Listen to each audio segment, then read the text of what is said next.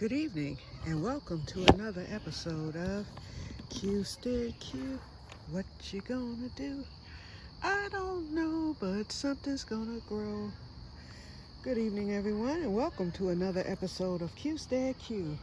Well, you guys, I filmed this long 30-minute episode earlier with me just rambling, telling you about how I'm going to eliminate the cucumber plant there. Is just about dead. Those few leaves that you see are all that are left. The rest of them are either wilted or have fallen off. It's time to eliminate because we're at the end of summer now. Our temperatures here have been in the mid-60s for the past few days. We're supposed to get a couple of 80-degree days this weekend, and that's it. And then it's all downhill from there. It's getting darker earlier by the day. It's dark by around 8:15 now. It's currently 7 o'clock. You would not think that it's about to get dark, but it is. Those of you in the northern climates know. I discovered that I have either a vole or a mole, y'all.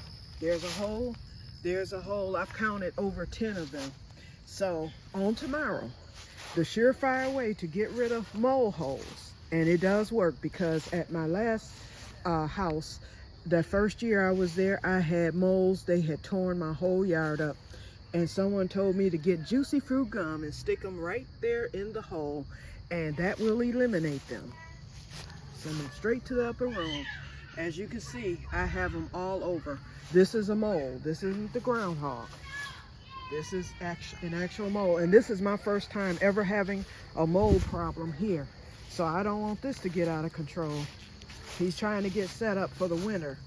And see, even there, that one's a little deeper. So he's gonna be back probably tonight. And I'm going to get the yard cut tomorrow. Hopefully, Gerard was supposed to cut last week, but they've been calling him into work. He works at the Amazon warehouse that's here in my city, and they have him on wild hours. He starts at midnight, and sometimes he doesn't get off until lots of times he's working 12 and 14 hours. So I'm not going to depend or even want him to come and cut my lawn, after working that many hours. He can't even get his cut. So I can understand, but I can't go any longer. So I'm gonna get it cut down real low on tomorrow, hopefully, if I have the strength. I was fatigued today, and y'all know why. It was my fault, sitting up there filming the supermoon. But boy, I'm so thankful to have done it. I have a cucumber that's just about ready over here. I'll show y'all that, and I promise not to let this go 30 minutes. I just want to touch on the main points that I made in the last video that's going to be eliminated. It's kind of misshapen, but it's okay. It'll do. So I'm gonna get him off of there as soon as those prickly things smooth out. So I don't think it's quite ready. I have 2 more coming on here. There's one, and there's another one I saw. I know there's 2 more. Oh, down here, there's one right there where my finger is, right there. And then I've got peppers galore on this plant here. In fact, they're starting to change colors. The squirrel came back on today, and he hopped right up in my green bean table. So I had to cover those again. So hopefully I won't have any mishaps. My green beans here are doing pretty good. Let me zoom out a little bit. I've still got flowers and green beans coming. So hopefully the cold weather will allow enough energy for these green beans to produce, because it's going to be a lot of them. It'll probably finish filling up my bag. Okay, the reason for this video is I've been forgetting to feed my keyhole garden. And that is the only fertilization a keyhole garden needs. So I don't think I've demonstrated how that is done to you. For you. So I'm going to do it now. Look at here, y'all. More peppers. There's one. There's one. And I've got peppers galore on the other side. So those are covered. That's one of 3 patty pan squash that are on the way. And I've just about eaten all of my patty pan squash, y'all. Okay. The last time I filled this up was back in June. And why is string in here? It should not be. In fact, I'm gonna just throw that out. Okay, but anyway, you can put cardboard in, as you can see, like my old you know, cardboard items and stuff. I stick it in there. That helps for the phosphorus. And it is breaking down because the last time I filled this, and you can see the bug there. Yes, you're gonna see microbes and bugs. So, hold on, let me let this up. And hopefully you all will be able to see me fill this. Okay, we're gonna set the camera up right here. Get this brick out of the way. I hope y'all can, wait, let me see. I'm trying to look while oh, it's backwards, sorry. Okay, let's see here. Oh yeah, okay, I can see now. Hopefully this camera won't fall over. So that's the compost chute. That's where you put your food scraps, greens and browns. Hold on, this camera keeps trying to fall. I wanna make sure it's standing up against something. It wants to lean to the left for some reason. Okay, we got it. We're gonna leave it just like that. Okay, I'm putting on my gloves because I dare not touch these scraps because some of this stuff has molded. It's been sitting in the fridge for a while. And so this is how you feed it.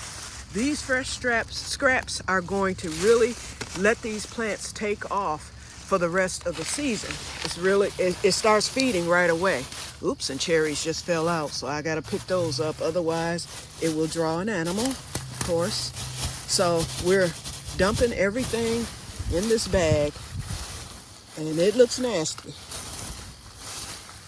I've got old tomatoes in there. I have potato peels, eggshells, fruit, onions, all kinds of goodies, okay? And it is filled to the brim, so I will not need to fill this again this season. Look like some of that was already breaking down. Okay, so now let me climb in here because I have to get, I mean, that whole thing of cherries came out. Hold on, let's get these cherries. Okay, I'm putting them in here. Cherries and potato scraps.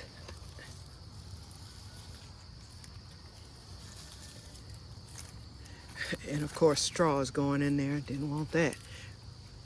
But my hands are gloved, so can't help but pick up some.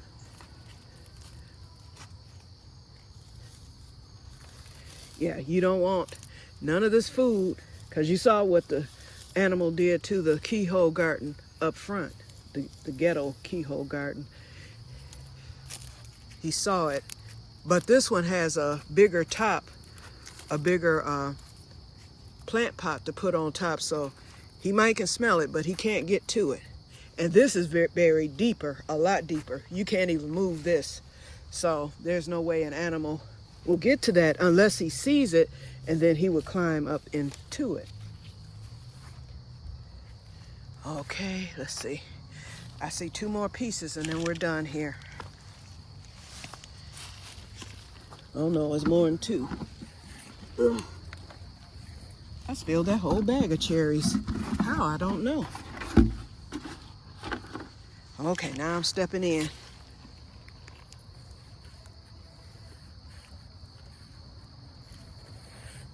Okay, now I've got everything. Sorry, y'all. Okay, now as you can see, this is how you feed the keyhole garden. So as the food composts or as the scraps compost, they sink into the ground, and then this will lower. As you saw the line where it was at. See how full it is now? That is how full it was when I filled it back in June. So that food or those scraps compost really fast. And that is what feeds the soil and keeps the microbes. This soil is full of worms and all kinds of other critters that serve as a good microbe. So what I do is I put this, one of my old planters, on there, and then I put this big heavy brick on top, and an animal cannot touch this.